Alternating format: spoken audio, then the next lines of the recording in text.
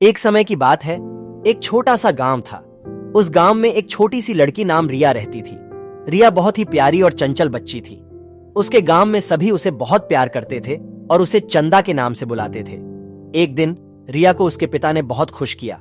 उन्होंने उसे एक खरगोश गिफ्ट किया। रिया बहुत खुश हुई और खरगोश को बंदर के नाम से बुलाने लगी।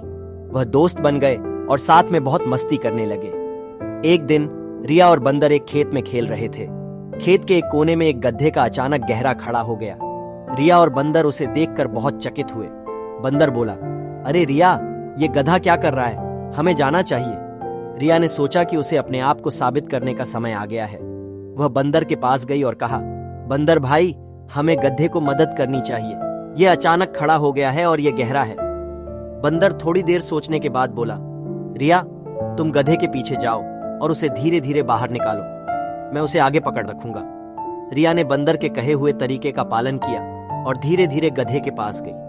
वह धीरे धीरे गधे की पीठ पर खड़ी हो गई और उसे थोड़ा थोड़ा धकेलने लगी। बंदर उसके पीछे पहुंचा और धीरे धीरे गधे के साथ चढ़ाई करने लगा।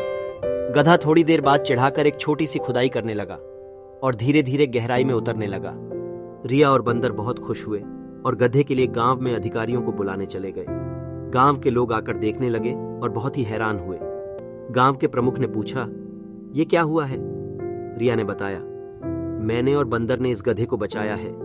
वह गहरे खड़े हो गया था और हमने मिलकर उसे बाहर निकाला है। गांव के प्रमुख ने बहुत प्रशंसा की और रिया को वीर बालिका की उपाधि से सम्मानित किया।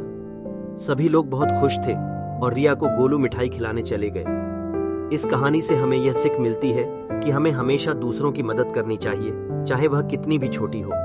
हमें अपने दोस्तों के साथ मिलकर सहायता करनी चाहिए और उनकी बातों को सुनना चाहिए।